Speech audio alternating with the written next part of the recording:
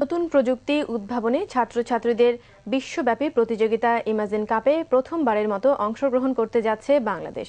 Microsoft বাংলাদেশের তত্ত্বাবধানে দেশের 4 সদস্যের একটি উদ্ভাবনী দল যুক্তরাষ্ট্র যাচ্ছে।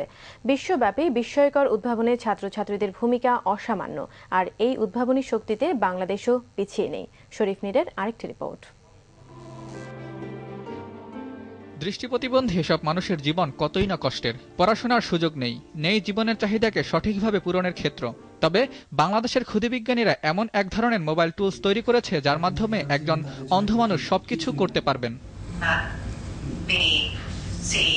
পড়াশোনা, আবহাওয়া, নিজের অবস্থান সহ অত্যাবশ্যকীয় সব বিষয় জানতে পারবেন হাতের একটু ছোঁয়ায়। আমাদের সফটওয়্যারের মাধ্যমে তারা একটা বইয়ের দিকে ক্যামেরা দিয়ে শুধু একটা ছবি তুলবে এবং আমাদের অ্যালগোরিদম যেটা করবে যে ওই ছবি থেকে হচ্ছে গিয়ে টেক্সট নিয়ে সেটা তাকে ইংলিশে পড়ে শোনানো হবে। এখানে তাদের কিছু এক্সট্রা সার্চ, ডিরেকশনাল সার্চ আছে। দ্যাট মিনস যে ফোনে হাতে এভাবে এদিকে করবে, এখানে সামনে কত মিটার পর্যন্ত কি আছে বলে দেওয়া হবে। খুদে এই বিজ্ঞানীদের প্রচেষ্টা যদি সফল হয় তবে বিশ্বব্যাপী মানুষ এই প্রযুক্তি ব্যবহার করতে পারবে।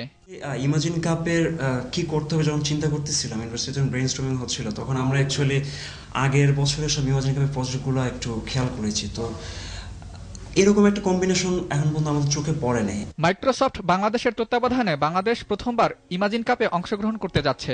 নবম ইমাজিন কাপের প্রতিযোগিতা হবে যুক্তরাষ্ট্রে। সেখানে বাংলাদেশ দলটি বিশ্বব্যাপী দেশকে তুলে ধরতে পারবে বলে আশা মাইক্রোসফট বাংলাদেশ প্রধানের। ইমাজিন কাপটা করা হয় যে কিছু পার্টিকুলার থিম নিয়ে, তো বিশ্বের প্রায় সব দেশ থেকেই পার্টিসিপেট করে। তো আমরা আমাদের দেশেও করেছি, ন্যাশনাল লেভেলে কম্পিটিশন করেছি।